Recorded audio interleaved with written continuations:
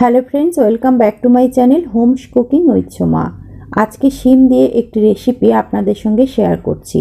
শিমের এই তরকারিটা তৈরি করার জন্য চলে এলাম সরাসরি রান্নার পদ্ধতিতে। শিমের এই তরকারিটা তৈরি করার জন্য কড়াইয়ের মধ্যে প্রথমে দিয়ে দিলাম ছোট চামচের 1 চামচ সর্ষের তেল। তেলটা গরম হয়ে যাওয়ার পর তার মধ্যে দিয়ে দিলাম বেশ খানিকটা পরিমাণ বড়ি। আমি এখানে ছোট ছোট মটর ডালের বড়ি ব্যবহার করেছি। বড়িগুলোকে তেলের মধ্যে বেশ লাল লাল করে ভেজে তুলে রাখলাম। আবার ওই কড়াইয়ের মধ্যে দিয়ে দিলাম 1 চামচ সর্ষের তেল। কড়াইয়ের মধ্যে তেল গরম হয়ে যাওয়ার পর এর মধ্যে দিয়ে দিলাম বেশ কিছুটা পরিমাণ কেটে রাখা শিম। এখানে প্রায় 250 থেকে 300 গ্রাম মতো শিম আছে। শিমগুলোকে আমি দুভাগ করে কেটে নিয়েছি।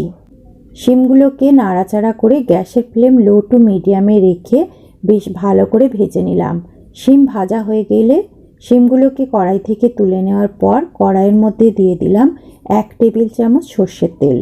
তেলটাকে ভালো করে গরম করে নিয়ে এর মধ্যে ফোড়নের জন্য দিয়ে দিলাম 1/2 চামচ মতো 5 ফোড়ন আর 2টো শুকনো লঙ্কা। ফোড়নগুলোকে বেশ কয়েক সেকেন্ড ভেজে নিলাম। তারপর এর মধ্যে দিয়ে দিলাম 2টো মিডিয়াম সাইজের কেটে রাখা আলু। আলুটাকে বেশ লাল লাল করে ভেজে নেব। আলুটাকে ভাজতে দিয়ে তৈরি করে নেব একটা মশলা তৈরি করার জন্য একটা বাটির মধ্যে নিয়ে নিয়েছি বড় সাইজের 3 কোয়া রসুন, 1 চামচ সর্ষে আর 1 চামচ গোটা জিরে। এর মধ্যে দিয়ে দিলাম একটা কাঁচা লঙ্কা। এই সমস্ত মশলাগুলোর একটা পেস্ট তৈরি করে নেব। এদিকে আলুগুলো বেশ লাল করে ভাজা হয়ে গেছে। এখন এই পর্যায়ে আমি দিয়ে দিচ্ছি কেটে রাখা কিছুটা বেগুন আর তার সাথে দিয়ে দিচ্ছি একটা বড় সাইজের কেটে রাখা টমেটো। বেগুন আর টমেটোটা একসঙ্গে আলুর সঙ্গে ভেজে নেব। আর এই ভাজার সময় দিয়ে দিলাম কিছুটা পরিমাণে নুন দিয়ে আলু, বেগুন আর টমেটোটাকে ভেজে নিলে টমেটোটা তাড়াতাড়ি নরমও হয়ে যাবে, আলু আর বেগুন ভালো করে ভাজাও হয়ে যাবে। সব কিছু ভালো করে ভেজে নেওয়ার পর এর মধ্যে দিয়ে দিলাম তৈরি করে রাখা রসুন, সর্ষে, জিরে আর কাঁচা লঙ্কার পেস্টটা। এটাকে দিয়ে ভালো করে নাড়াচাড়া করে কষে নিলাম। তারপর এর মধ্যে দিয়ে দিচ্ছি পরিমাণ মতো লঙ্কার গুঁড়ো আর 1/2 চামচ মতো হলুদ গুঁড়ো। আর মিক্সিং জার ধুয়ে কিছুটা পরিমাণ জল দিয়ে দিলাম।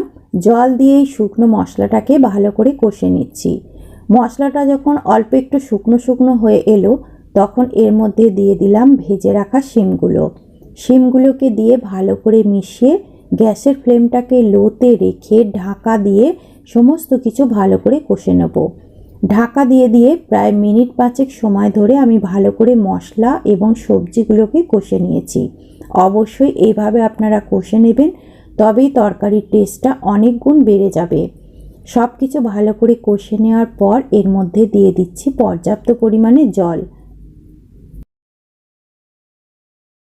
জলটাকে দিয়ে ভালো করে মিশিয়ে দিলাম। তারপর ভেজে রাখা বড়িগুলো এর ওপরে দিয়ে দিলাম। বড়িগুলোকে দিয়ে দেওয়ার পর এটাকে ঢাকা দিয়ে লো টু মিডিয়াম ফ্লেমে রেখে কুক করে নেব যতক্ষণ না পর্যন্ত সব কিছু ভালোভাবে সেদ্ধ হচ্ছে। ঢাকা খুলে মাঝে মাঝে অবশ্যই 1-2বার নাড়াচাড়া করে দিতে হবে। 5 থেকে 7 মিনিট সময় ধরে আমি কুক করে নিয়েছি। এখন সমস্ত কিছু ভালো করে সেদ্ধ হয়ে গেছে, বড়িগুলো ভেঙে ভেঙে গেছে আর তরকারির মধ্যে যে জলটা ছিল সেটাও অনেকটা কমে এসেছে। সবার শেষে এর মধ্যে দিয়ে দিচ্ছি বেশ কিছুটা পরিমাণ ধনেপাতা কুচিটাকে দিয়ে ভালো করে নাড়াচাড়া করে ঢাকা দিয়ে স্ট্যান্ডিং টাইমে 5 মিনিট মতো রেখে দিলেই তৈরি হয়ে যাবে দারুণ স্বাদের শিমের এই রেসিপি। গরম গরম ভাত বা রুটি উভয়ের সঙ্গে খেতে দারুণ লাগে। আপনাদের আজকের রেসিপি যদি ভালো লেগে থাকে তাহলে অনুরোধ রইল চ্যানেলটিকে সাবস্ক্রাইব করার জন্য। আজ তাহলে এই পর্যন্তই, দেখা হবে পরবর্তী রেসিপিতে। ধন্যবাদ।